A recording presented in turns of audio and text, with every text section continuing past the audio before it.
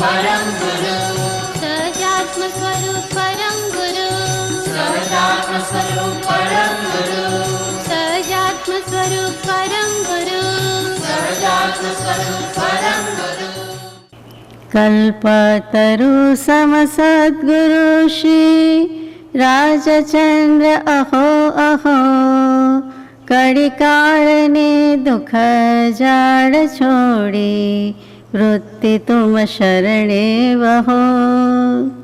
लघुराज स्वामी प्रेम सह वंदन हजारों वार छे अकिंचन अर्पी शकूं छुं भाव अर्पण सारहो।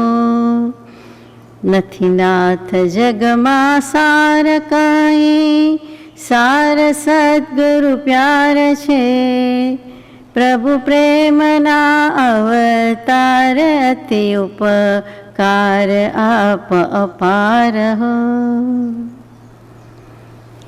સત્શ્રુતને નમસ્કાર, અસીમ ઉપકારી આત્માને નમસ્કાર, તારક ત્રિપુટીને નમસ્કાર, મહાવિત્રોને નમસ્કાર, મુરબ્બીઓ મુમુક્ષુને નમસ્કાર। પરમ ઉપકારી પરમ પૂજ્ય પ્રભુ શ્રીજી પ્રણીત ઉપદેશામૃતજી પાન નંબર 120 પત્રાંક 4 એમાં થોડું આપણે યથાશક્તિ વિચારેલું પૂજ્ય મણિભાઈ કલ્યાણજીભાઈ શેઠ અને કેશવજીભાઈ શેઠને પત્ર લખાયો છે। વળી મોટા પુરુષોએ આયુષ્યની છેલ્લી ઘડીને જ મરણ નથી કહ્યું, પણ ક્ષણે ક્ષણે આયુષ્યની દોરી ઘટતી જાય છે, તે ક્ષણ જો વિભાવમાં ગઈ તો તે મરણ જ છે।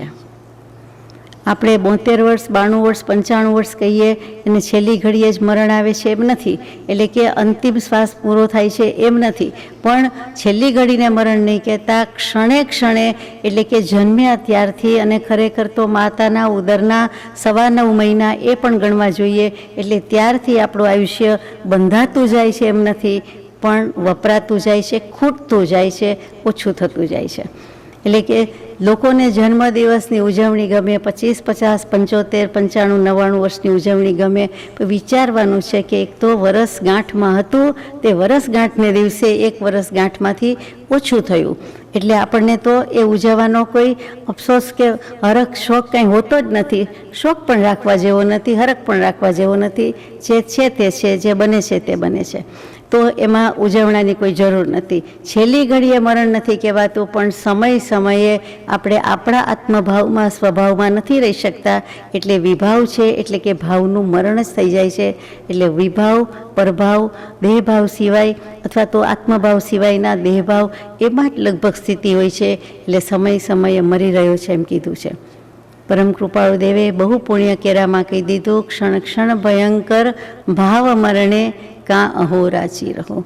એક ક્ષણ પણ વિચાર નથી આવતો કે હું આ ભાવ મરણમાં જ રાચું છું, અને ક્ષણ ક્ષણ કરતાં એક ભાવ નહીં 10, 20, 50 વર્ષની પણ અનંતકાળ વ્યતીત કર્યો છે। અનંતકાળ ક્યારે પૂરો થાય? અનંતકાળ પરિભ્રમણ કર્યું, અનંતકાળના જે કર્મ બંધાઈ ગયા એ છોડતા અનંતકાળ જોતો નથી। અનંતકાળની સામે અનંતકાળ જ જોઈએ, જરાય નહીં। સ્વપ્ન ગમે તેટલું લાંબુ હોય, સ્વપ્નમાં ગમે તે જોયું હોય, પણ સ્વપ્ન જ છે। સ્વપ્નમાં 15,000 માઇલ ફરી આવીએ કે લાખો માઇલ ફરી આવીએ તો પણ સ્વપ્ન છે। એવી રીતે જ કોટી વર્ષનું સ્વપ્ન પણ જાગ્રત થતાં સમાય, તેમ વિભાવ અનાદિનો જ્ઞાન થતાં દૂર થાય, એ આપણે યાદ રાખવા જેવું છે। કૃપાળુદેવની સચોટ આજ્ઞા મૂકી દીધી છે। વિભાવ પરિણતિ જેની અટકી નથી તેને જ્ઞાની પુરુષોએ હાલચાલ ચાલતા મળદા જ કયા છે। હાલતા ચાલતા મળદા શબ્દ છે, નિશ્ચેતન છે, પણ આ ચેતન સહિત છે, એટલે કે એનામાં જીવ છે, જીવે છે, પણ વિભાવ હોવાથી એને ચેતન કેવું પડે, આત્મા છે એટલે કેવું પડે, પણ એની પરિણતિ તો વિભાવ છે, જડ પરિણતિ, વિભાવ પરિણતિ કહી દીધી। જેટલો કાળ સ્વભાવ દશામાં જાય છે તેને જ્ઞાનીઓ જીવન કહે છે।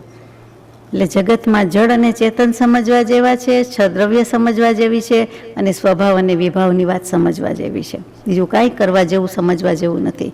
તો જેટલો કાળ સ્વભાવ દશામાં જાય છે તેને જ્ઞાનીઓ જીવન કહે છે. બાકી તો મરણ ને મરણ જ છે. જીવતા હોઈએ તોય શું, જેમ આપણે કહીએ કે જીવતા હોઈએ તોય શું, જેના મુખમાં રામનું નામ નથી, જેના મુખમાં વીરનું નામ નથી, જેના મુખમાં રાજનું નામ નથી, જેના મુખમાં મહાવીરનું નામ નથી, તેનું જીવનમાં કંઈ કામ નથી, એનું કંઈ સાર નથી, અર્થ નથી. તો અહીંયા એ જ કેવું છે કે વિભાવ ને વિભાવ, તો પછી શું થઈ ગયું? તો કે હું કોણ? તો કે હું જીવતો જાગતો ચેતન, જ્ઞાન દર્શન ગુણ ધરાવું, જ્ઞાન દર્શન ઉપયોગ ધરાવું, અને અનંત ગુણનો સ્વામી, અનંત ચતુષ્ટયનો ધારક, અને તેમ છતાં હું વિભાવ દશામાં, એ કેવું લાગે? એટલે સ્વભાવ દશામાં જ આવવું જોઈએ. એને તો જ્ઞાનીઓ એને જીવન કહે છે. અનાદિ કર્મ સંયોગો જીવ સાથે વિભાવની કર્મની સંતતિ તૂટે, જીવ સ્વભાવમાં આવે. અનાદિ કર્મ સંયોગને કારણે જીવ વિભાવથી જોડાયેલો છે, જૂટાયેલો છે. પરંતુ જેવો એ સ્વભાવના ભાનમાં આવે ત્યારે જ કર્મ સંતતિ અટકે છે, બંધ થાય છે. જ્ઞાની પુરુષને, કેવલી પ્રભુને પણ એક સમયે કર્મનો બંધ લાગે જ છે. તેમ છતાં સમ્યક દૃષ્ટિ અબંધ કયા છે. કેવલી પ્રભુને પહેલે સમયે બાંધે, બીજે સમયે વેદે, ત્રીજે સમયે નિર્જરા થઈ જાય, ક્ષય થઈ જાય. એટલે એને ભેગું રહેતું નથી, સ્ટોકમાં જતું નથી. બાકી બધાને તો આવું જ છે. બાકીનો કાળ મરવામાં જ જીવ ગાળે છે. આ હિસાબે તો આપણે આપણા જીવનની ઘાત ચાલી રહી છે, તેનો જ ખેદ કરવાનો છે. એ મણિભાઈ કલ્યાણજીભાઈના પરિવારમાં સંયુક્ત કુટુંબ છે અને કોઈનો દેહ ત્યાગ થઈ ગયો છે, એટલે અફસોસ છે, અજંપો છે, દુઃખ છે. એટલા માટે પ્રભુશ્રીજીએ સાંત્વન આપવા માટે આ પત્ર લખ્યો છે. એમાં કહ્યું કે મરણ શું, જીવન શું, એની વ્યાખ્યા આપી દીધી. સ્વભાવ વિભાવ દશાની વાત મૂકી કે આપણે પણ સમયે મરી જ રહ્યા છીએ. આપણે પોતે જ આપણા જીવનની ઘાત ચાલી રહી છે, હિંસા કરી રહ્યા છીએ, ઓછું કરી રહ્યા છીએ, અને તેનો ખેદ કરવાનો છે.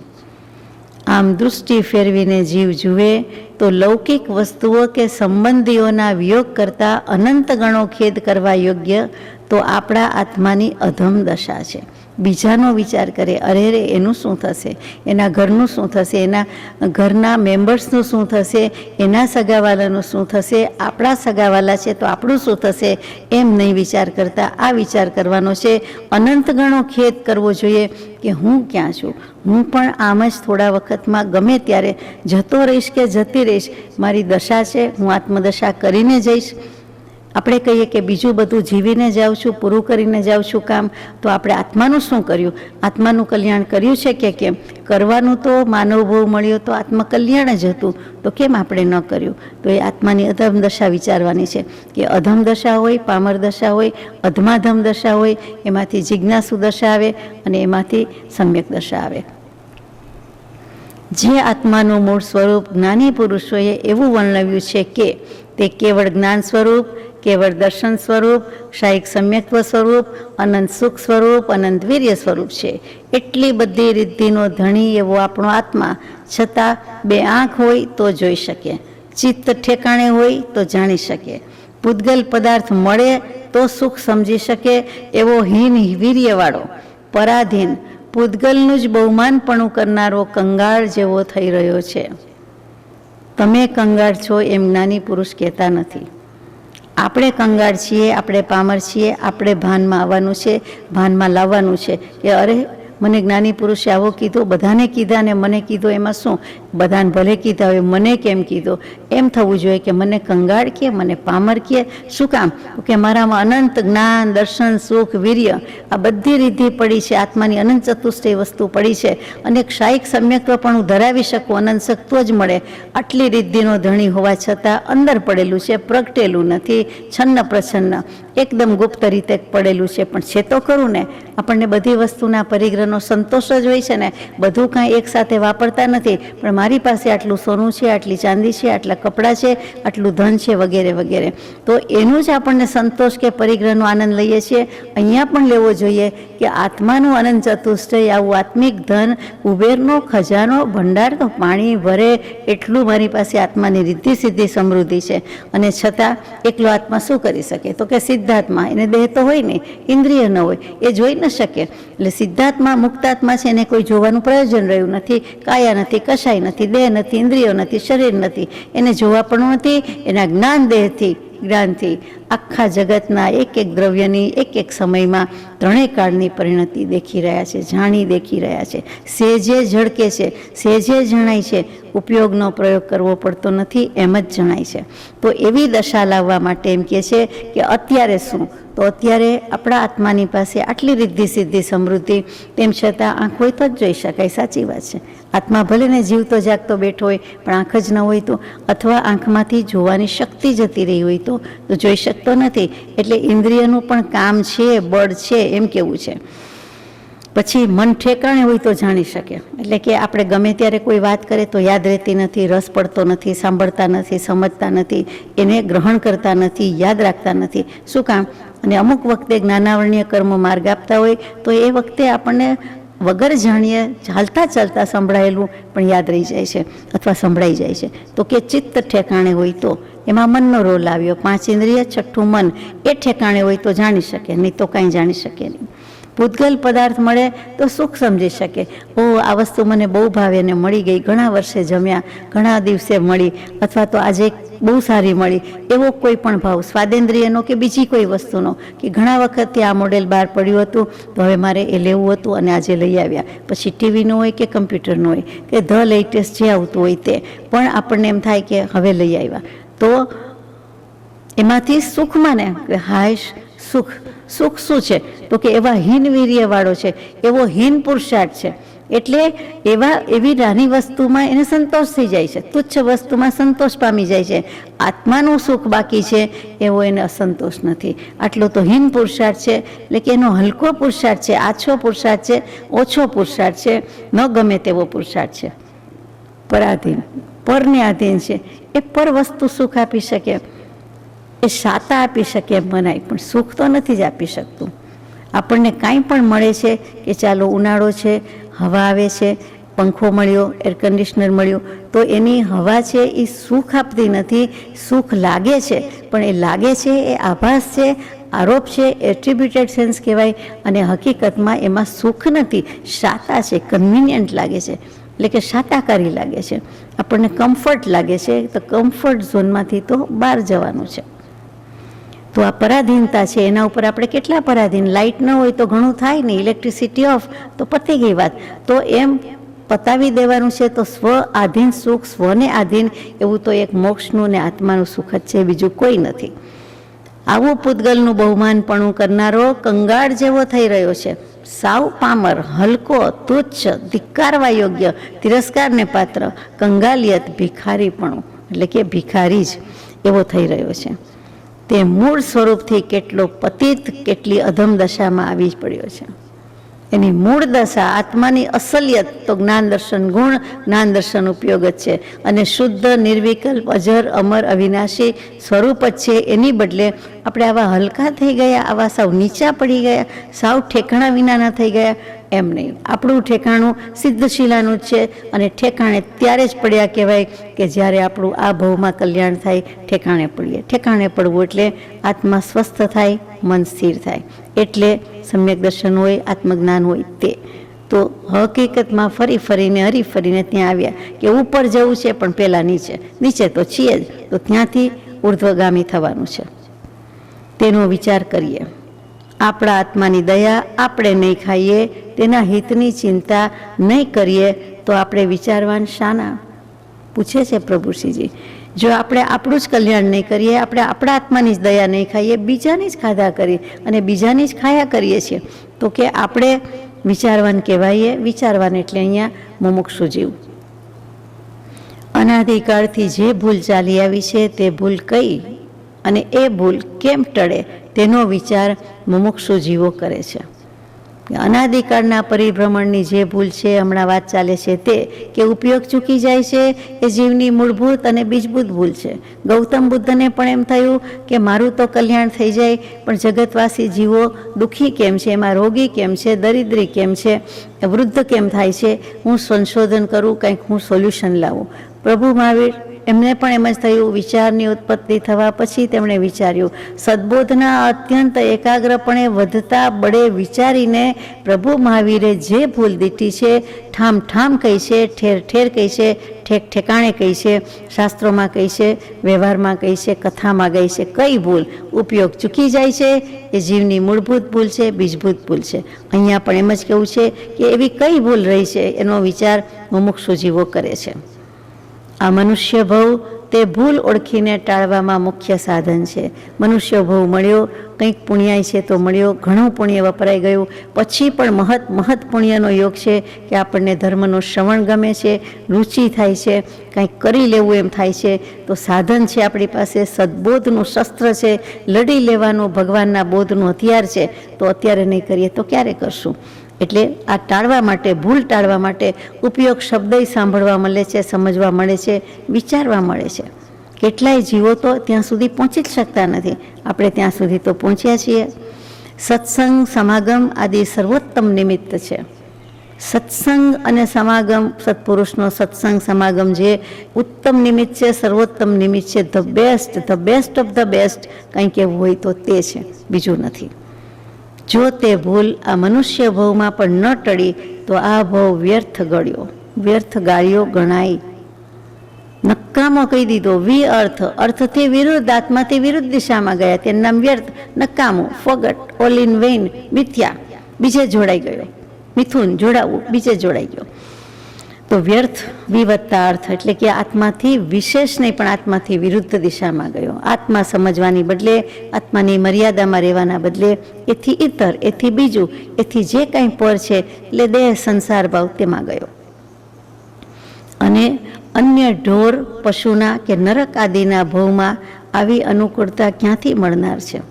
ગાય, ભેંસ, બકરી, કૂતરું, બિલાડી બધું જોઈએ છીએ, પશુ પંખી, જે કોઈ પંખીડા જોઈએ છીએ, એમ થાય ક્યારે પાછા મળે, ક્યારે કલ્યાણ કરશે?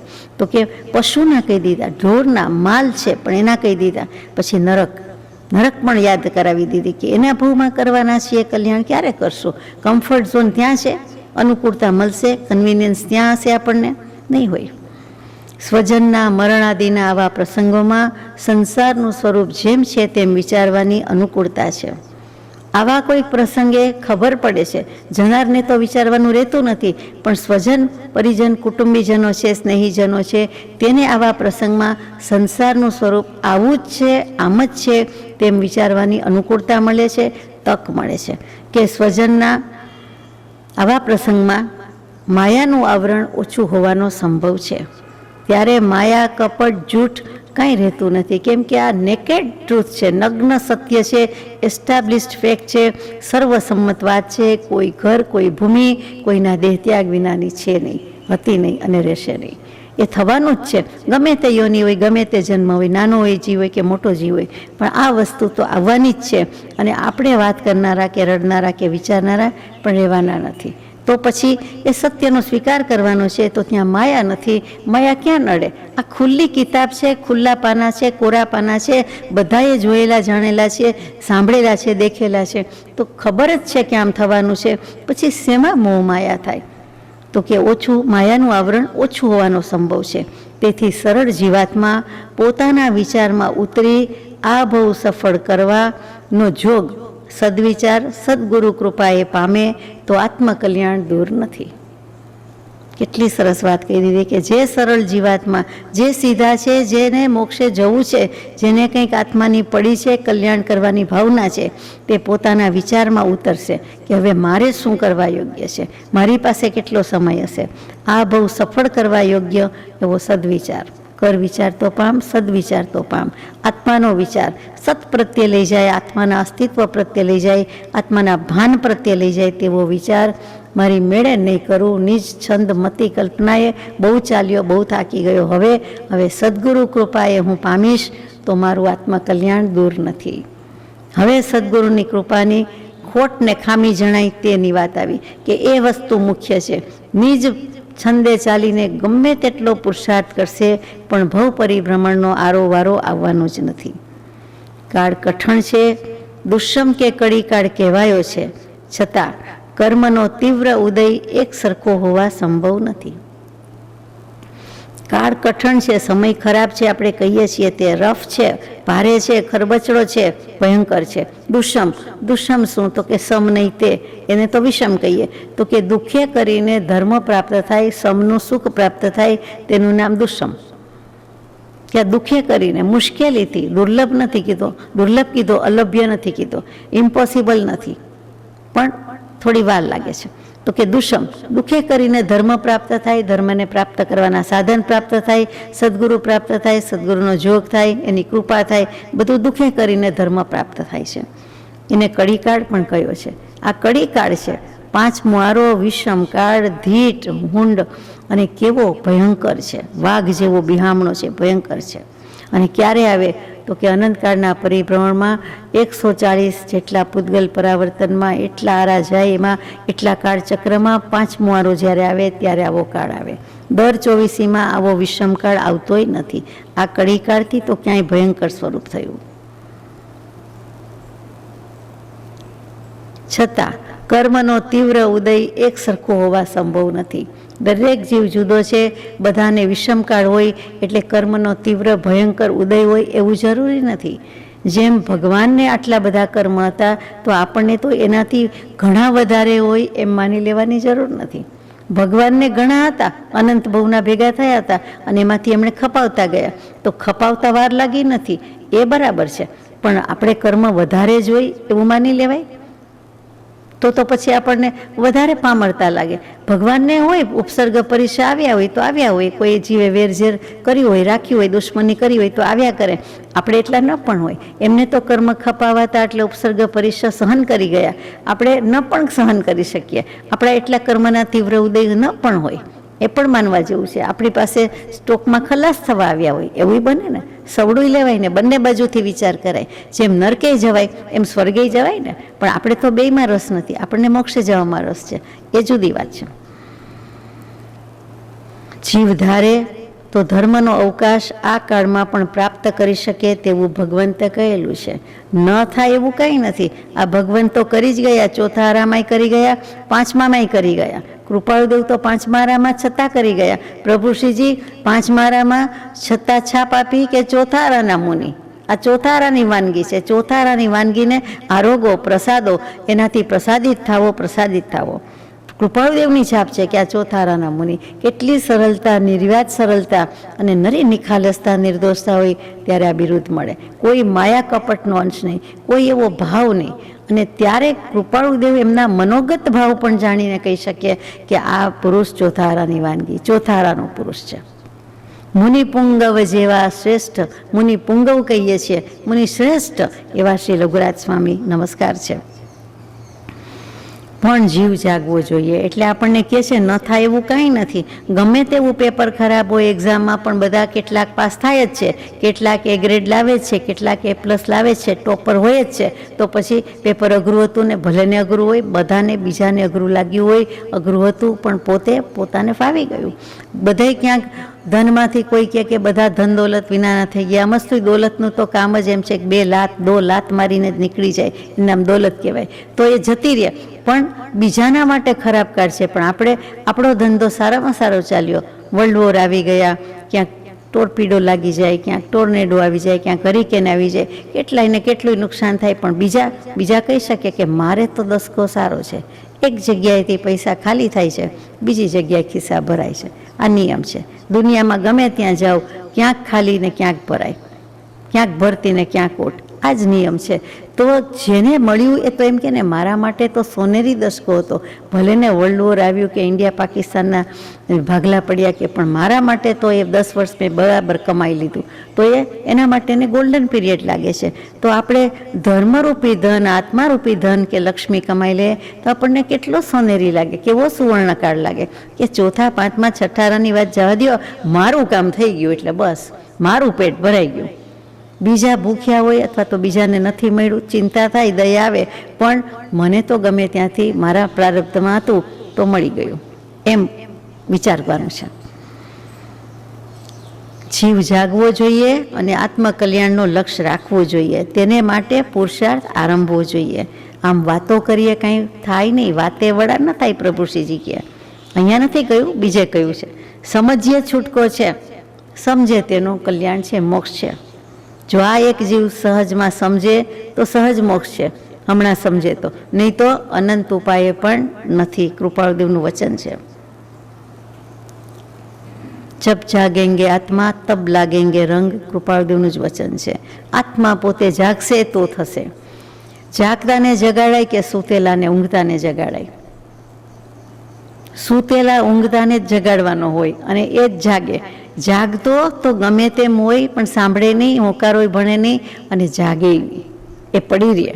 એ જાગતા નહીં સારા. આ તો સૂતેલા અને ઊંઘતા, ભલે ઘોર મોહની નીંદ હોય, અજ્ઞાનની નીંદ હોય, પણ જ્ઞાની પુરુષ થપ્પડ મારીને જગાડે છે. બોધરૂપી ડાંગ લાકડી મારે છે, એનો પ્રહાર વાગે જ વાગે અને જીવ બેઠો થઈ જાય, ઊભો થઈ જાય. કોણ, શું, ક્યાં હતો? ઓ તમે આવી ગયા, હું જાગી ગયો. પણ જાગતો હોઈએ એ દોડ કરે, ઊંઘવાનો દોડ કરે, દંભ કરે, જાગે નહીં, ઉઠે નહીં, કંઈ કરે નહીં.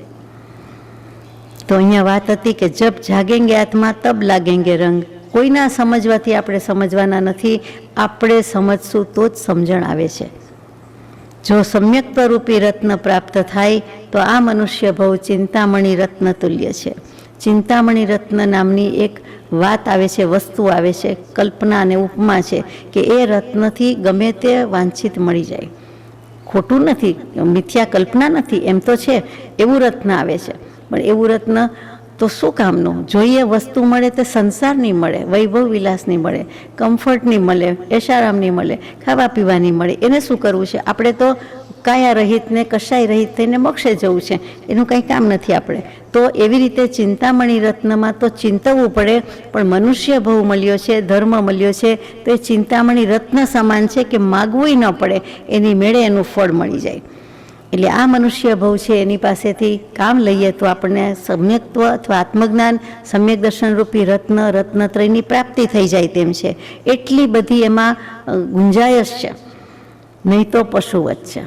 સીધું બે એક્સ્ટ્રીમ છેડા મૂકી દીધા કે ગણો તો આટલું બધું આ ડાયમંડ, આ રત્ન, આ તમને મોક્ષે જ લઈ જાય તેવી વાત છે, અને નહીં તો પછી પશુવત છે. પશુ તો આપણા કરતાંય અધિક, કે એને શિંગડા અને પૂંછડા વધારાના છે. શિંગડા વિનાના નથી, પૂંછડા વિનાના નથી. મોટા ભાગનાને આ કંઈક રહેલું છે, પશુને.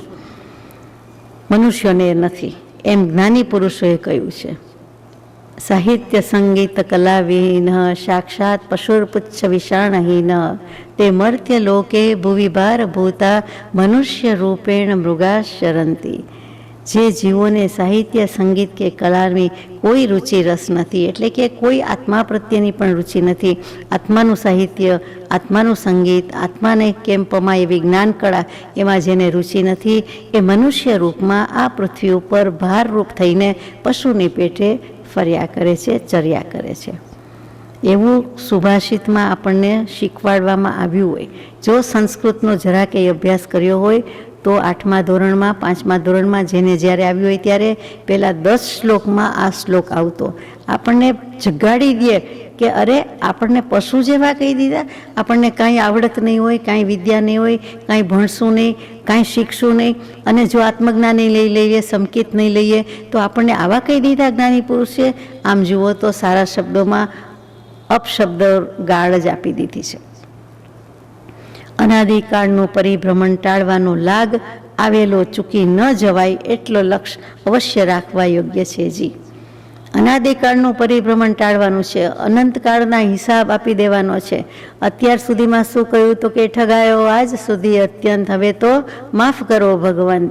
ખોટા ખાતા ખતવ્યા મેં તો દેહ ખાતે ખાસ, આત્માની ખતમણી કાંઈ કરી નહીં. આત્માનું ખાનું એક બાજુ છે, બીજી બાજુ દેહનું છે, તો જમા બધું દેહના ખાતામાં, આત્માનું ઉધાર જ રહ્યું, બાકી જ રહ્યું. જેનો ઉદ્ધાર કરવાનો છે એ જ ઉધારીમાં ગયો, ચાલે એવું નથી. હવે તો હવે આ લાગ આવ્યો છે. લાગ શું કહેવાય? તો કે પકડ હાથમાં છે, સામે જ છે, કેચ કર. લાગ આવ્યો છે, ઊંચું જોતા હોય ઓલમોસ્ટ હાથમાં આવી જાય, અને આંગળી અડે કે ખબર નહીં, સેજ પડી જાય નીચે, કેચ કરી શકીએ નહીં. અને કેચ કરે તો કેટલું સરસ કહેવાય કે કેવો સુંદર કેચ કર્યો, કેવો બોલર અને કેવો કેચ. એ જ વસ્તુ અહીંયા છે કે કેચ કરી લેવાનું છે. લાગ, તક, મોકો, અવસર, ચાન્સ આપણને મળ્યો છે. આટલો બધો લાગનો બીજો અર્થ છે આધાર.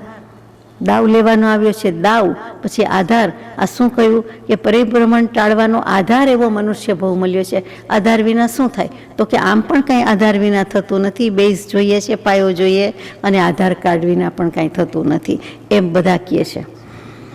તો યુક્તિ લાગ એટલે કે આવી યુક્તિ યુજ જોડાઈ જવાનો, મોક્ષ સાથે પરમાત્મા સાથે જોડાઈ જવાનો યોગ આવ્યો છે. એવો મનખો દેહ મળ્યો છે, માનવ અવતાર મળ્યો છે, તો કરી લેવા જેવું છે, અવશ્ય કરી લેવા જેવું છે. એટલે આપણને ઘણું કહી દીધું છે કે લાગ એટલે સીધો સાદો લાગ નથી. આ લગ્ન શબ્દ લગ ઉપરથી લગ્ન અને લગ્ની આવ્યા, એના ઉપરથી લાગ શબ્દ આવ્યો.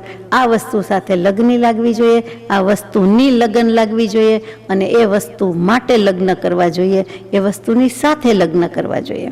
પરમાત્મા તત્વ સાથે લગ્ન કરવાના છે. આત્મા છે એ જ પરમાત્મા તત્વ પરમાત્માની પ્રાપ્તિ કરે છે, પરમાત્મા થાય છે, બીજેથી આવતું નથી. પોતે જ પોતાની લગ્ની લગાડવાની છે. તો અહીંયા આ પત્ર પૂરો થાય છે. છેલ્લું વચન મજાનું કહી દીધું કે લાગ આવેલો ચૂકી ન જવાય. એ કેચ જેમ ચૂકી જવાય છે. કોઈ વસ્તુ આપતું હોય અને આપણે લેતી વખતે ચૂકી જઈએ છીએ, સેજ સરખી રીતે પકડીએ નહીં, સેજ ડિસ્ટન્સ હોય, સેજ ધ્યાન ન હોય, ગમે તે હોય, આંખની તકલીફ હોય, વિઝનની તકલીફ હોય, જે હોય તે પણ એ થઈ જાય છે. એવું જ કેચ ગુમાવનાર જાણે છે કે સેજ માટે બેલેન્સ ચૂકી જાય, પગ વળી જાય કે વાંકો વળી જાય કે કાંઈક થાય કે જેથી કેચ હાથમાંથી આવેલોય જતો રહે, પડી જાય. એટલે જોઈએ એવી પકડ નથી. આપણને આ લાગ આવ્યો છે તો લાગનો ઉપયોગ કરવાનો છે, લાભ લઈ લેવાનો છે. પત્રાંક 5 કાર્તિક વદ એકમ ગુરુ વિક્રમ સંવત 1988 તારીખ 26/11/1931. પ્રસ્તુત પત્ર વટામણ સ્થિત પ્રભુશ્રીજીની જન્મભૂમિ વટામણ ધોળકાથી 24 કિલોમીટર દૂર અને વટામણ ચોકડીથી 1 જ કિલોમીટર અંદર છે તે શ્રી વટામણ તીર્થ, એમાં ફૂલચંદભાઈ અને કુંવરજીભાઈ વગેરે રહે છે, તેમને લખાયેલો પત્ર છે. આ જીવને સંસારમાં કામમાં જે મીઠાશ અને મોહ રહ્યો છે, મને તેમ લાગે છે આપણને જ લખ્યો છે. ફૂલચંદભાઈ કુંવરજીભાઈ તો આપણે કહીએ, આપણને જ લાગે છે કે સંસારના કામમાં જે મીઠાશ અને મોહ રહ્યો છે તે બદલાય તેટલો ઉત્સાહ અને કાળજી જો આ આત્માનું કલ્યાણ થાય તેવા ધર્મમાં રહે તો મોક્ષ બહુ દૂર નથી. મંઝિલ દૂર છે, મોક્ષ દૂર નથી. તો કે મંઝિલ દૂર નથી. હવે જે મીઠાશને મોહ સંસારગત વાણીમાં, સંસારગત વચનમાં, સંસારગત સગાવાલામાં જે કહ્યો તે સંસાર એટલે આવી ગયું વિભાવ, એ જ સંસાર છે. સંસાર એટલે માત્ર જન્મ પછી લગ્ન અને પછી પરણવું અને ઘર માંડવું અને સંતાન હોવા એટલો જ સંસારનો અર્થ નથી. સંસાર બધી બાજુથી સમવત્તા શ્રુ સરી પડે છે. બધી બાજુથી જીવ ક્ષણે ક્ષણે વિભાવમાં, ઇતર ભાવમાં, અન્ય ભાવમાં સરી પડે છે. પાણીમાં સરી જાય તેમ અપ્સરા, તેમ આવી રીતે સરી પડે છે. એટલે વિભાવ પરિણતિ એટલે સંસાર. એટલે સંસારનો અર્થ બહુ વિશાળ છે. તો કે એ મીઠાશ અને મોહ છે એ જો બદલાઈ જાય, ચેન્જ ઓવર, દિશા ફેર પડી જાય, જેટલા રિવર્સમાં ગયા એટલું જ પાછું આવવું પડે, તેટલો ઉત્સાહ અને કાળજી જો આત્માનું કલ્યાણ થાય તેવા ધર્મમાં રહે તો મોક્ષ બહુ દૂર નથી. તો આપણે કાંઈક તો કરી જ રહ્યા છીએ, ક્રિયા પ્રવૃત્તિ ચેષ્ટા છે જ, તો આ બાજુ છે એને બીજી બાજુ લઈ જઈએ તો મોક્ષ દૂર નથી. માત્ર દૃષ્ટિની ભૂલ છે તે દૃષ્ટિ ફેરવવી ઘટે છે જી, અને મહાત્મા જેનું પરમ છે એવા સદગુરુના બોધ વિના દૃષ્ટિ ફેરવવી કે ફરવી દુર્લભ છે. માત્ર દૃષ્ટિ કી ભૂલ ગયે ગતએ. આ જીવને આ ભવમાં કલ્યાણ કરવું હોય પણ ભૂલ ક્યાં આવે છે તો કે દૃષ્ટિની ભૂલ છે. આપણે કહીને જોવા ફેર થયો, મને એમ કે આ બાજુ ને મને એમ કે આમ, મને એમ કે 8 વાગ્યા છે ને ખરેખર 9 વાગ્યા હોય. એક સેજ કાંટો આમ તેમ હોય કે સેજ આપણી આંખમાં કંઈક વિઝન ઓછું થયું હોય તો આપણને એવું લાગે, અથવા બહુ દૂરથી જોતા હોય તેવું લાગે. અને ઘણીવાર એ ઘડિયાળના કાંટા જેવા હોય કે એવી રીતે કોઈએ સેટ કર્યા હોય, ગોઠવ્યા હોય, આપણો વાંક ન હોય, મોટે ભાગે બીજાનો જ હોય, બીજી વસ્તુનો જ હોય.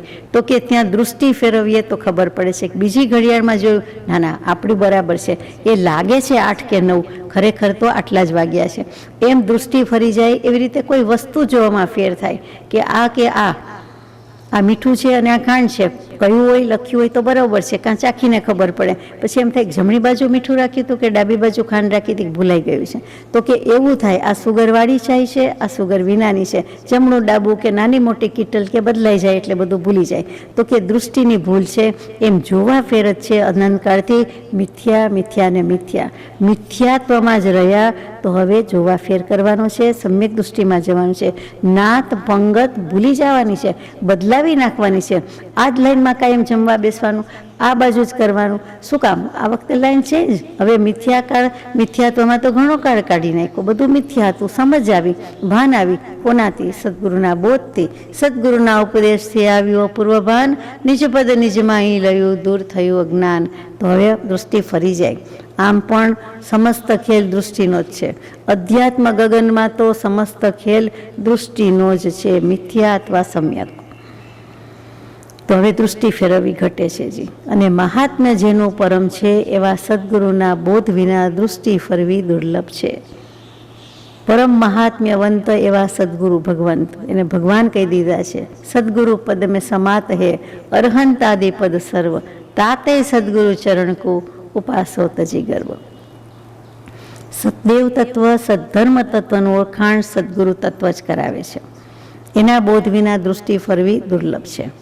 કોઈક જ વિરલા જીવ સ્વયં બુદ્ધ હોય, એને પણ આગલા ભવમાં સત્પુરુષ કે સદગુરુનું શરણ અને કૃપા થઈ હોય તો જ થાય, બાકી થાય નહીં.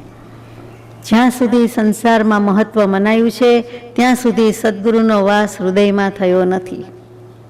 આંગણામાં આવ્યા જ નથી સદગુરુ, હૃદયના ફળિયામાં પધાર્યા જ નથી. અંતર સૂના છે. શું કામ? શૂન્ય છે, પધાર્યા જ નથી. ગુરુ ભગવાન ક્યારે આવે સંસારમાંથી? તો કે સંસારમાંથી મહત્વ મનાયું છે ત્યાં સુધી નહીં આવે.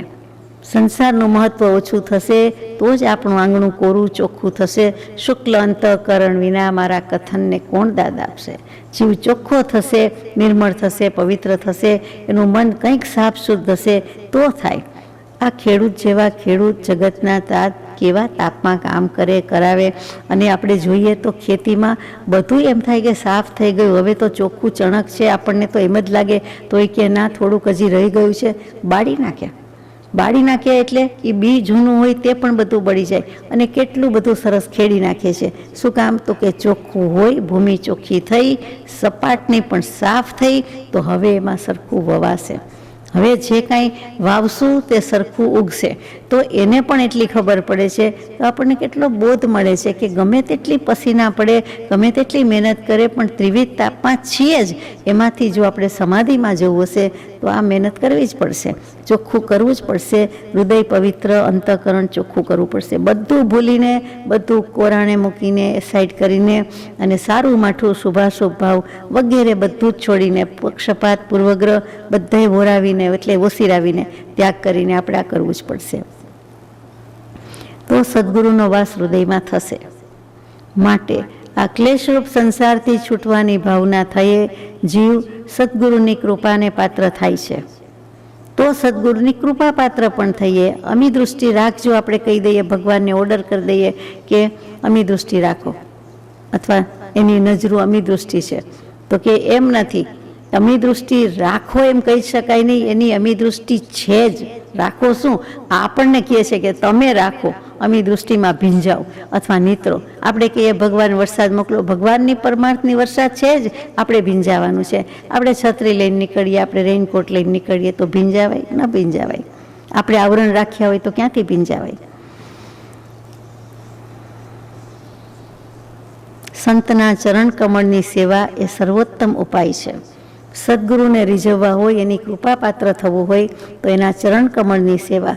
ચરણ કમળની સેવા એટલે ભગવાનની પાસે જઈને, અથવા તો પ્રતિમાજી રૂપે હોય, ચિત્રપટજી રૂપે હોય તો એની પાસે જઈને એમના પગ પાસે બેસીને નમસ્કાર કર્યા કરીએ તો મોક્ષ થાય એમ તો નથી. એમ ચરણ કમળની સેવા નથી કીધી. ચરણ કહેતા આચરણ, આજ્ઞા. એમણે જે કહ્યું છે તે કરવું એ સર્વોત્તમ સેવા છે. એ માનસી સેવા છે, આત્મિક સેવા છે. તે તેવા થઈને કરી મૂકે છે, તેવા આપણે થઈ જઈએ છીએ. તો એ સર્વોત્તમ ઉપાય છે. સત્સંગની અને બોધની જીવને ખામી છે. પછી પાછું જેમને પત્ર લખ્યો છે વટામણવાસી ભાઈઓને લખ્યું કે તમને સત્સંગની અને બોધની ખામી છે, જરૂર તેની છે. સદગુરુનું મહાત્મ્ય જ વેદાવ્યું છે કે એ જ વેદવું જોઈએ. વેદો મહત પુણ્યના ઉદયે મનુષ્ય ભવ મળ્યો છે, તે જીવ હારી બેસશે તો પછી કયા ભવમાં ધર્મ સાધન સમજી શકશે? પૂછ્યું છે આપણને કે મહત પુણ્યનો ઉદય આવ્યો, મનુષ્ય ભવ તો મળી ગયો, હવે હારી જશો, બાજી હારી જશો. બધી બાજી હારતા હોય એને વિચારવાનું છે કે બધી બાજી હારું, પણ આ પ્રારબ્ધની જે બાજી હોય તે પૂર્વે બાંધેલા કર્મ હોય. મનુષ્ય ભવ મળ્યો ને કલ્યાણ ન કરું તો હું મારું નામ નહીં બદલી જાઉં. એટલે કે મારી બાજી આ જીતી જવાનો જ છું. આ મને મળ્યું છે, હવે હારું નહીં. આ દાવ આવ્યો છે, આ લાગ આવ્યો છે, આમાં હારીશ નહીં, આમાં જીત મારી જ છે, એમ થવું જોઈએ. નહીં તો કયા ભવમાં કરશે? સર્મ સાધન ક્યારે સમજશે? કયો ભવ લખ્યો તો નથી, નક્કી તો છે નહીં. અને જેવી કરણી તેવી ભરણી, તો કેવો ભવ મળશે? પછી આવા સાધન મળશે જ? જીવને ઊંડે ઊંડે ખાતરી છે કે હું નરી જ મરું, તો એ ભૂલ છે. બીજી ખાતરી એમ છે કે મને નેક્સ્ટ ભવ, નેક્સ્ટ લાઈફ, પાછું નવી ઘોડી નવો દાવ, મને સારામાં સારા સંજોગ મળવાના જ છે. મનુષ્ય ભવ મળશે, ઉત્તમ સંયોગ મળશે. અરે એકડે એકથી ભણવા બેસવું પડશે એટલો તો વિચાર કરીએ. માનો કે મનુષ્ય ભવ મળ્યો, જે દુર્લભ જ છે, કેમ કે સારા આપણા પુણ્ય ભાવ થઈ ગયા એટલે દેવગતિ રાહ જોતી હોય ત્યાં જવું પડે. ખરાબ હોય, એકદમ ખરાબ હોય તો નરક ગતિ, અને નહીં તો પછી તિર્યંચ ગતિ. એટલે મનુષ્ય તો ભાગ્યે જ થવાનું મળે છે, એટલે એ જોગ છે જ નહીં. અને માનો કે મળ્યો, જ્યારે મળ્યો ત્યારે, તો પછી આપણે એકડેકથી પાછી જ્યાં જન્મ્યા ત્યાં ભાષા શીખવાની, ગણિત શીખવાનું, તો કેવું એમાં કેટલો ટાઈમ જાય? બધું જ શીખવાનું. પાછું એ ભાષામાં આપણને સત્પુરુષના વચન કે બોધ મળે, એ કેવું? થોડું ગુજરાતી જ થઈએ અને ગુજરાતી જ આવડે અને આ જ વચન મળે. એટલે બધો વિચાર કરવાનો છે કે કાંઈ મળવા બળવાનું નથી. એટલે અત્યારે છે તે લીધો તે લાવ, કર્યા પછી કરવું નહીં, જમ્યા પછી જમવું નહીં. કૂતરાના કાગડાના ભવમાં જીવથી શું બનનાર છે એમ વિચારી સત્પુરુષ શ્રીમદ રાજચંદ્ર પરમાત્મા ઉપર અચળ શ્રદ્ધા રાખી તેના વચનામૃતનું પાન કરતા રહેવા વિનંતી છે જી. બોલવું ગમે નહીં, કાગડા કૂતરાના ભવમાં જવું પડે, અરર. અને એમાંથી શું બનવાનું છે? કોઈને ગરોળી ન ગમે, કોઈને વંદા ન ગમે. અરે એ તો બધું આપણે થઈને આવ્યા, અને આપણા ઘરમાં એ સૃષ્ટિને જોઈએ. કોઈ વખત જોવાનું બને તો એમ માનવું કે આપણા કોઈક સગાવાલા જ છે તો જ આપણી પાસે આવ્યા હોય. કોઈને કોઈ ભવના તો સગાવાલા જ છે, નહીં તો કેમ આવે? એક માખી કે એક મચ્છર બેસે તો પણ તે કોઈક ભવનો હોય તો જ આવ્યો હોય ને બેઠો હોય. આપ યુએસએથી આવો અથવા તો ઇન્ડિયાથી કોઈ યુએસએ આવે, વધારે અહીંની શક્યતા છે મચ્છરની, તો એને એ જ માખી, એ જ મચ્છર, એ દિવસે, એ સ્થળે, એ જગ્યાએ કરડી જાય. તો એનો શું અર્થ છે? કે એનું ઋણાનું બંધ છે, એનું લેણ દેણ છે, એ પતાવા જ આવ્યો એ જીવ, અને એની પાસે પેલો જીવ આવી પહોંચી ગયો. તો એમ ચાલ્યા જ કરે છે. તો એમાં વાલ શું રાખવું ને વેર શું રાખવું? કાંઈ રાખવા જેવું નથી. ગમા અણગમાને સ્થાન જ નથી. આપણી જેમ એક જીવ જ છે, અને કયો જીવ ક્યારે આગળ જાય ખબર નથી. કાલ સવારે કોઈક ભવે ક્યારેક આપણી પહેલાં મોક્ષે જતો રહે. એટલે ઘૃણા, તિરસ્કાર, તુષ્કારના ભાવ તો રાખવા જેવા જ નથી.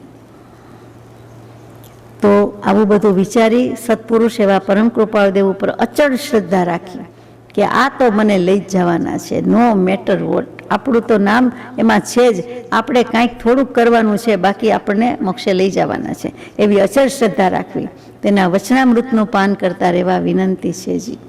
હરી ફરીને હવે ફોરે ચેન્જ, બીજું વાંચું ને ત્રીજું વાંચું ને પાંચમું વાંચું, પણ શ્રીમદ રાજચંદ્ર વચનામૃતજી વંચાઈ ગયું હોય સાચા અર્થમાં, તો આપણે અહીંયા સામસામાં ન હોઈએ, આપણે મોક્ષમાં હોઈએ. આપણે અહીંથી પૂરું થઈ ગયું હોય આપણું, તો કે આ ભવે તો આયુષ્ય હોય પૂરું કરવું પડે, પણ મોક્ષ સ્વરૂપ પણ થવું જોઈએ. ત્યાં સુધી શું વાંચ્યું? કોઈએ પૂછ્યું છે પ્રભુશ્રીજીને અને બ્રહ્મચારીજીને કે શું વાંચો છો, શું હાલમાં કરો છો? બીક લાગે એટલે કે વચનામૃત વાંચો છો? તો કે જી પ્રભુ, હાજી.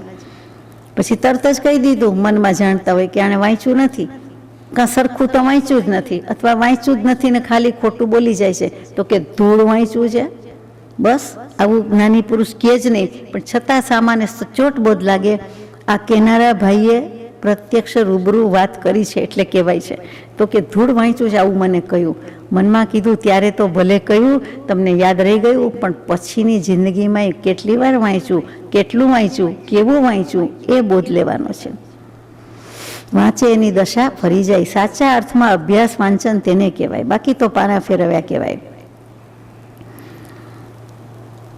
જો આ ભવમાં એ પરમ પુરુષ શ્રીમદ રાજચંદ્ર દેવ ઉપર સર્વોપરી પ્રેમ પ્રગટે, તેને જ આ ભવમાં આત્મજ્ઞાની આત્મદાતા ગણી ઉપાસવામાં આવે તો તે મોટી કમાણી આ જીવે કરી ગણાશે. આપણે ધન કમાઈ ગયા એમ કે છે, વાપરો નહીં તો કાંઈ નહીં, આત્મધન પણ કમાઈ ગયા, આપણી પાસે આવી ગયું. એકમાત્ર કૃપાળુદેવને માન્યા કે સર્વોપરી પ્રેમ, કે એના પર જેટલો પ્રેમ છે એટલો જગતમાં કોઈ ઉપર પ્રેમ નથી. અને તો આ ભવમાં મને આત્મદાતાર અને આત્મજ્ઞાની તો આ જ પુરુષ છે, એનાથી જ થશે, એ જ મારું કલ્યાણ કરશે, એમ જો ઉપાસવામાં આવે તો આપણે મોટામાં મોટી કમાણી કરી ગયા આ ભવમાં. તેના વચનોમાં ઉલ્લાસ ભાવ આણી તેણે પ્રાપ્ત કરેલી દશાનું બહુમાનપણું કરી તેની જ ઈચ્છા જીવ રાખે તો આ ભવ બંધનથી છોડાવે એવું સમકિત પ્રાપ્ત થાય એવો આ કાળમાં જોગ બની આવે તેમ છે. તેના વચનમાં ઉલ્લાસ ભાવાણી, આપણે તો એમાં ઉદાસ શબ્દ આવે એટલે ઉદાસ થઈ જઈએ, એમ નહીં. એમાં જે ઉદાસ કહ્યું હોય તે, એમાં ઉદાસીનતા એનો અર્થ સમપણું છે, સમતા છે, સમભાવ છે. નિરાશા નથી કીધી, હતાશા નથી કીધી, એના માટે શબ્દ છે જ નિરાશા ને હતાશા. અહીંયા તો આશા રહિત નહીં, અહીંયા તો ઉલ્લાસ ભાવ ઉદ ઊંચે ચડે.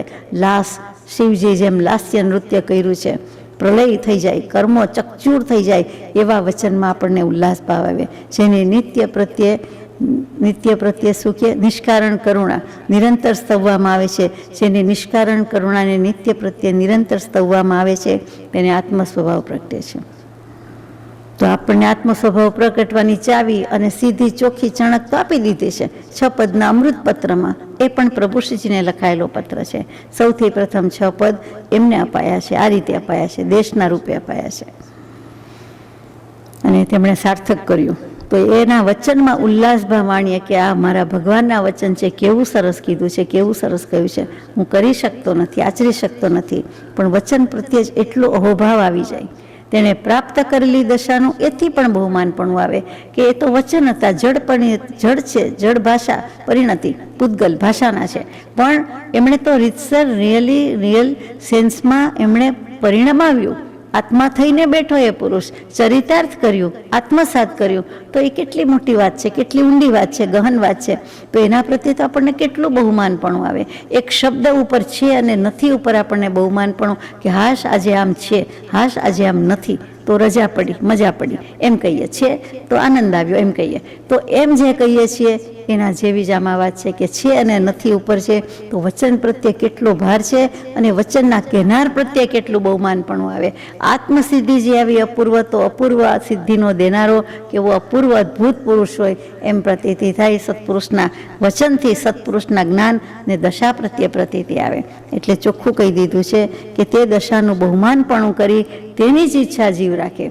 બીજાને બીજે જવું હોય, બીજે કરવું હોય તો કરે, મારે તો આ અને આ જ. કેમ કે આ લખનારો પ્રભુશ્રીજી પણ એમ જ કરીને ગયો છે કે મારે તો આ અને આ જ. મારો કૃપાળુદેવ, મારો પરમ કૃપાળુદેવ, એ હિરલો, એ વિરલો, મારે તો મન એ જ છે. રોમ રોમ પ્રગટાવી દીધો છે. તેના વચન આપણે વાંચી રહ્યા છીએ. તો આ ભવબંધનથી છોડાવે એવું સમકિત પ્રાપ્ત થાય. ભવનું બંધન તહસ નહસ નષ્ટ ભ્રષ્ટ ભાગી જાય આપણાથી. આપણે છોડવું ન પડે, એ આપણાથી ભાગી જાય કે આ ભાઈ, કે આ મુમુક્ષુ, કે આ બેન, આની પાસે આપણું કામ નથી, આપણે રહેવાય એવું નથી, ચાલે એવું નથી. મોં જાય ભાઈગો, મીઠાશ ઢોળાઈ જાય, ઉપડી જાય, હવામાં ઉગડી જાય કે અહીંયા ચાલે એવું નથી, આપણું જોર અહીંયા ચાલે તેવું નથી. એ લાગ ન ચૂકાય તે માટે તે પરમ પુરુષના આશ્રિતના સમાગમે પ્રભુશ્રીજી પોતે તેના મુખેથી સાંભળેલી વાતો જાણી, કૃપાળુદેવના મુખેથી પ્રભુશ્રીજીએ જાણી, હવે પ્રભુશ્રીજી પાસેથી તમે બધા જાણો એમ લખે છે. તેમાં ઉલ્લાસ આણી, આ વત્તાની લઈ આવો, એના પરથી આણું શબ્દ આવ્યું કે બધું લઈ આવે તે. આ નયતી, આ આણી ભાવ પરિણામને નિર્મળ કરી સમ્યક્ત્વની પ્રાપ્તિ કરવી, એ જ આ મનુષ્ય ભવ પામ્યાનું સાર્થક છે. તો એમાં ઉલ્લાસ લાવો અને ભાવ પરિણામને નિર્મળ કરો, એટલે કે તમારા ભાવ ચોખ્ખા કરો, શુદ્ધ કરો, સાફ કરો, અને તો પછી સમકિતની પ્રાપ્તિ થઈ જાય અથવા લઈ લેવી, કરી લેવી, એ જ આ મનુષ્ય ભવ પામ્યાનું સાર્થક છે. જો મનુષ્ય ભવ મળ્યો, હ્યુમન બિઈંગ છીએ, તો પછી જેવા તેવા નથી. ભગવાન જેવા થઈને રહેવાનું છે. એના જેવા થવા માટેનો મેક્સિમમ જે કાંઈ એફર્ટ્સ હોય, પ્રયાસ હોય, એ પુરુષાર્થ કરવાનો છે.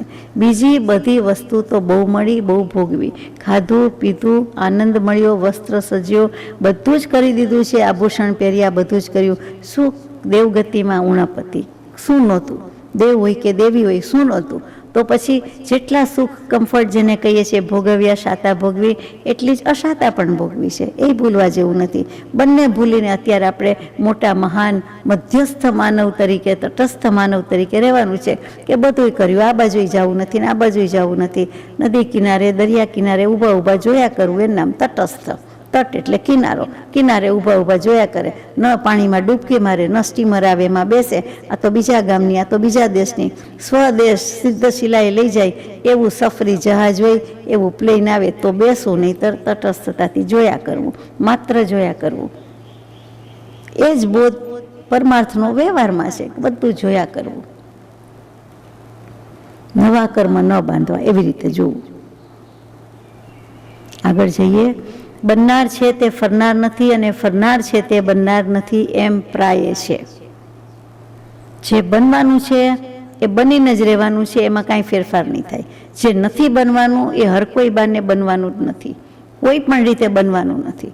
એટલે કે જે બનવાનું છે તે બને છે ને નથી બનવાનું છે તે નથી બનતું. આટલો સિદ્ધાંત આપણને ગળે ઉતરી જાય. આ દવા છે, જરાક કડવી છે, બહુ મોટી ગોળી કે કેપ્સ્યુલ છે પણ લેવી પડશે. આ ટેબ્લેટ મોટી છે. આપણે નાના ટેબ્લેટ વાપરતા હોય, પછી મોટા ટેબ્લેટ વાપરે, તો એમાં એમ નથી કહેતા કાં તો બહુ મોટું આવે તો પછી એમ કહી દે કે આ પછી આને ટેબ્લેટ ન કહેવાય, હવે આ બહુ મોટું, આ તો ટીવી જેવડું મોટું આવી ગયું, તો એને પછી કોઈ ટેબ્લેટ નથી કહેતું. તો આ દવા છે એને પી જવાની વાત છે. ગળે ઘૂંટડો ઉતારવાનું છે તો આપણને કાંઈ મન દુઃખ થાય જ નહીં કે એમ બનવાનું હતું તો આમ બન્યું, આમ નહોતું બનવાનું તો આમ બન્યું, નહોતું બન્યું, એમ પ્રાય વર્તે છે. 100% આવું નથી આપણે નિયતિવાદી, પ્રારબ્ધવાદી, નસીબવાદી થઈ જઈએ, પછી કાંઈ પુરુષાર્થ કરીએ નહીં. એટલે લખ્યું કે એમ પ્રાય છે, મોટે ભાગે આમ છે, ઘણું કરીને આમ છે, બહુ રીતે આમ છે, મોટા ભાગે લગભગ આમ છે, આપણે કહીએ છીએ તે કીધું છે. પણ લગભગ શબ્દ ત્યાં લખાતો બોલાતો નથી, કારણ કે લગભગનો અર્થ પાછો બદલાઈ જાય છે. એટલે બહુધા કે બહુ રીતે કે બધી રીતે મોટે ભાગે ઘણું ખરું આમ જ છે. ઘણા વળી એમ બોલે ઘણું કરીને, એ ઘણું કરીને કે ઘણું ખરું બે એક જ છે. સંસારી બાબતોમાં ગૂંચાઈ રહી ધર્મમાં પ્રમાદ શાને કાજે કરવો? જો આમ જ છે, આટલું ગળે ઘૂંટડો ઉતરી જાય, આટલું સ્વીકારી લ્યો તો સંસારી બાબતમાં ગૂંચાઈ જાય અને ધર્મમાં પ્રમાદ કરે. બીજા બધા કામ થાય અને ધર્મની વાત આવે ત્યારે અનાદર અને પ્રમાદ. તો કે જીવને પુણ્ય જોઈએ છે, સંસ્કાર જોઈએ છે, પછી માતા પિતાના ઘરે એને સંસ્કાર, સિંચન, પોષણ મળે. પહેલું તો પોતે પોતાનું લઈને આવે છે, પછી મા બાપને ઘેર મળવાનું હોય તો મળે, ન મળવાનું હોય તો ન મળે. પછી જગતનું જોઈને પોતે નક્કી કરે કે બીજાને ન હોય તો કાંઈ નહીં, મારે તો આ શીખવું છે, મારે તો આ ભણવું છે, મને તો આમાં રસ છે, કાંઈક હોવું તો જોઈએ. ધર્મ જેવી વસ્તુ તો છે જ. એટલે બધા સાચા, બધા ખોટા, તો કોણ સાચું ને કોણ ખોટું એનો વિવેક કરો. હવે હું શું વિવેક કરું? આપણામાં કેટલી બુદ્ધિ હોય? તો કે ભગવાને કર્યો છે, પરમ કૃપાળદેવે કર્યો છે, પ્રભુશ્રીજીએ કર્યો, બ્રહ્મચારીજીએ કર્યો, મને માન્ય છે. આપણી બુદ્ધિને ઓછી રહેવા દેવાની. આપણી બુદ્ધિ કેટલી ચાલે? સર્વ કર્મ ઉદય મિથ્યા જ છે એમ જેણે જાણ્યું છે, અનુભવ્યું છે, તેમ વર્તવા વૃત્તિ રહે છે, વર્તે છે તેવા સમભાવી મહાત્માને નમસ્કાર. બધો કર્મનો ઉદય તો નકામો જ છે, મિથ્યા જ છે. એ કંઈ મારો નહીં, સાચો નહીં, જે છે તે એ તો થાય છે હવામાં. હવા આવે છે તો કોઈ કે હવા આવે છે ને કોઈ કે નથી આવતી, જે હોય તે.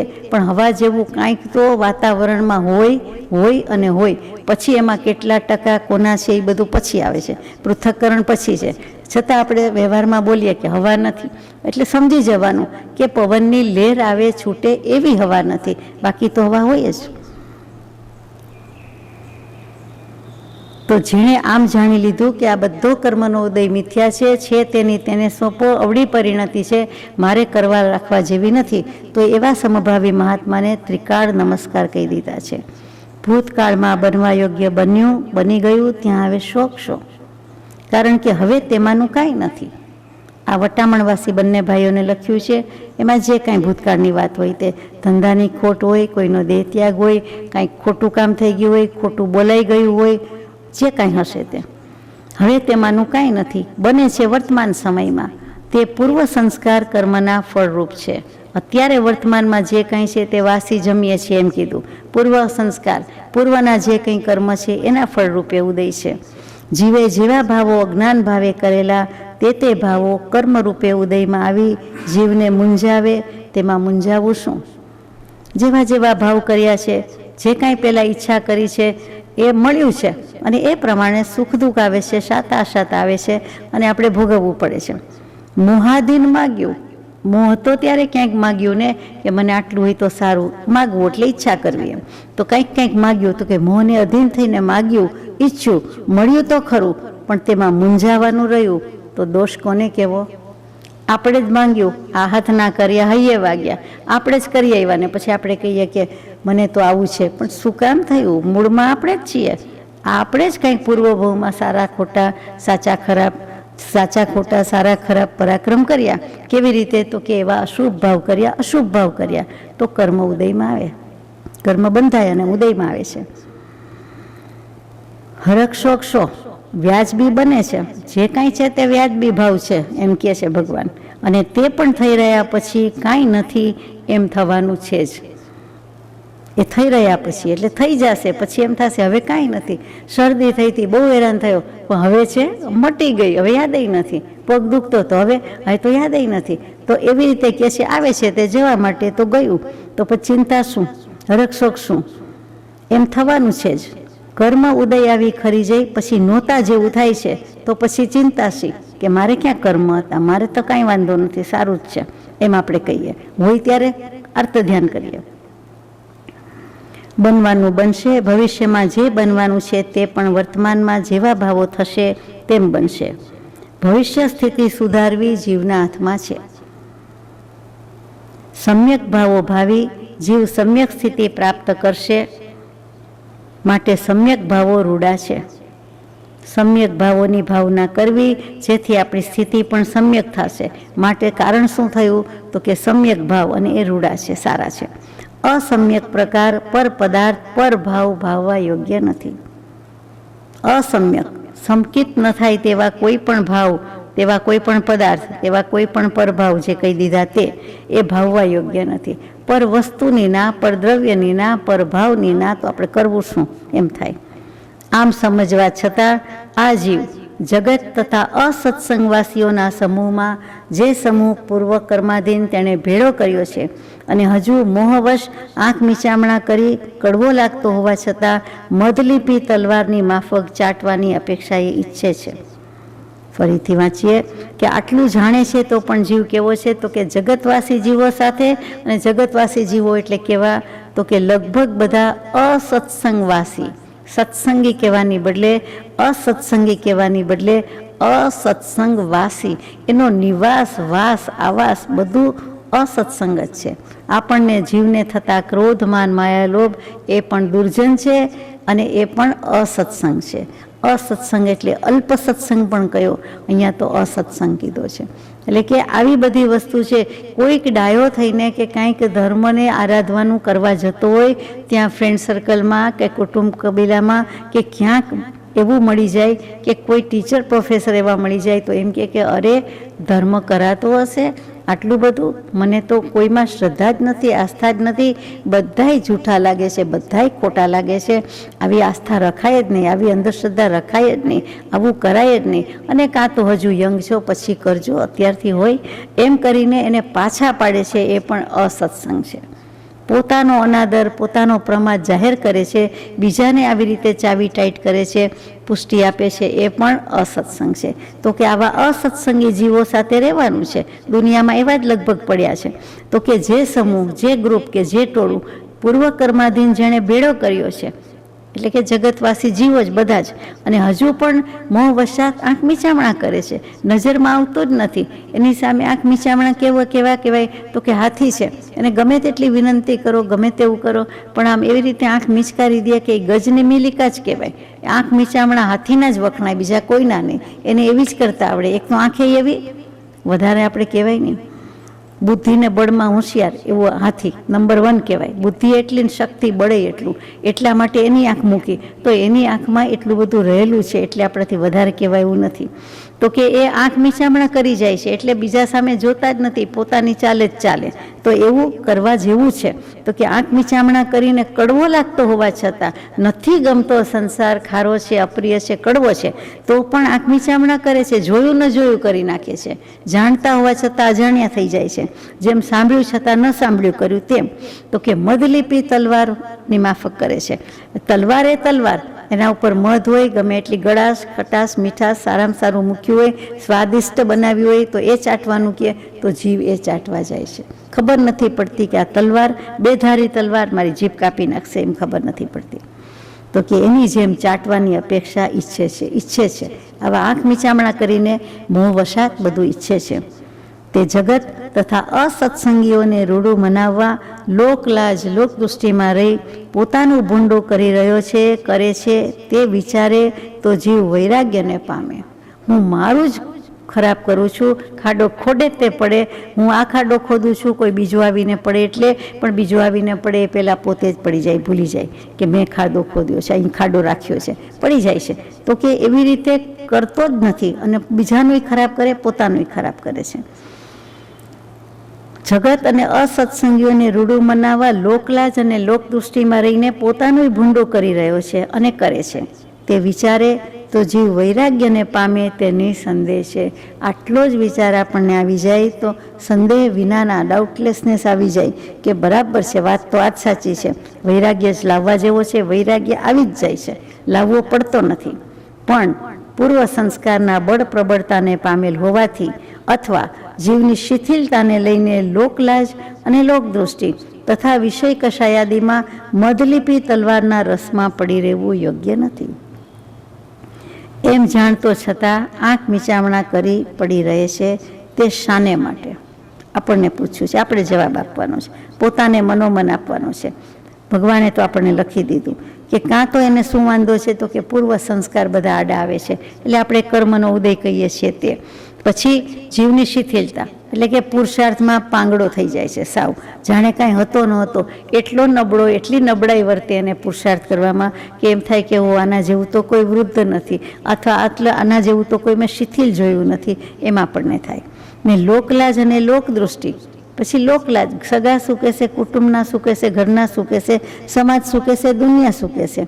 અને પછી વિષય કશાયાદીમાં એટલે કે 5 ઇન્દ્રિયના વિષય અને ચતુરંગી સેના, ક્રોધમાન, માયાલોભ એમાં પડી જાય છે. અને પછી મધલિપી તલવારના રસમાં પડી રહેવું યોગ્ય નથી એમ જાણે છે કે સાવ સાચી વાત છે, તોય આંખ મીચામણા કરે છે, જોયું ન જોયું ભૂલી ગયા, વાંચ્યું તો સાંભળ્યું તો ભૂલી ગયા. તો શાના માટે? અને વિચારે તો જીવ કેમ ઉપશમ રસ ચાખ્યા વિના રહે, પૂછે છે. આટલો વિચાર કરે તો પહેલાં કહ્યું એને વૈરાગ્ય આવી જાય, બીજો મુદ્દો કહી દીધો એને ઉપશમ રસ આવી જાય. તો વૈરાગ્ય અને ઉપશમ તો મૂળ પાયા છે, બે તો આપણને આ રીતે મળી જાય કે આટલો વિચાર કરશે તો વૈરાગ્ય, આટલો કરે તો ઉપશમ રસ, બે આવી જાય, બે ચખાઈ જાય. સદગુરુનું ઓળખાણ, સત્સંગ, સંત સમાગમે બોધે કરી લઈ તેમ દૃઢ વિશ્વાસ જીવ રાખે તો આ ભવનું સાર્થક થવા યોગ્ય છે, એ લક્ષ ચૂકવા યોગ્ય નથી. જો આટલું કરી લે, સદગુરુનું ઓળખાણ કરે, સત્સંગ કરે, સંતનો સમાગમ કરે અને બોધ છે એને લઈ લે તો પછી એમાં દૃઢ વિશ્વાસ રાખે. હજી ગ્રહણ ન થતો હોય તો કાંઈ નહીં, પણ એમાં દૃઢ વિશ્વાસ રાખે, પૂરેપૂરો વિશ્વાસ રાખે કે આ સાચું જ છે અને આ મને અવળે માર્ગે ન લઈ જાય, ઊન માર્ગે ન લઈ જાય, આ મને સન્માર્ગે જ લઈ જાય, માટે મારે તે જ કરવા યોગ્ય છે, તો બહુ સાર્થક થઈ જાય. એટલો વિશ્વાસ, દૃઢ વિશ્વાસ અને પ્રતીતિ એ મોટી વાત છે, એ લક્ષ ચૂકવા યોગ્ય નથી. આટલું ધ્યાનમાં રાખવા જેવું છે, એને બીજી ભાષામાં એ લક્ષ ચૂકવા યોગ્ય નથી. લક્ષ લાખેણી વાત, લક્ષ એટલે લાખ, સંસ્કૃતમાં, ગુજરાતીમાં લક્ષ એટલે આપણે હંમેશા ધ્યાન ઉપયોગ એમ કહીએ છીએ કે ધ્યાનમાં રાખવું, અથવા તો જુઓ અહીંયા લક્ષ કરાવે છે એમ, જોવે છે, બતાવે છે એમ, દર્શાવે છે. પણ ખરેખર તો લક્ષ એટલે લાખ શબ્દ ઉપરથી, તો લાખ એટલે લાખની રાખ નથી કરવાની, પણ લાખેણી વાત છે, લાક્ષણિકતા છે, એ લક્ષ ચૂકવા યોગ્ય નથી. સદગુરુના બોધ વિના જીવને દુર્લક્ષ જ હોય છે, સદગુરુથી જ લક્ષ આવે. અંતમાં જયવંત સંગ કૃપાળુ ગુરુનો પુણ્યના પુંજે થયો દુર્લક્ષ જે સ્વરૂપનો ગુરુ દર્શને સહજે ગયો. પછી એમાં આગળ આવે છે કે સ્વચ્છંદને પ્રતિબંધથી જીવ રજડતા થાક્યો નથી. એ અનાદિકાળનું છે અને મુખ્ય જ મુક્તિ છે, છોડીએ જ છૂટકો છે. સજાત્મ સ્વરૂપ પરમ ગુરુ.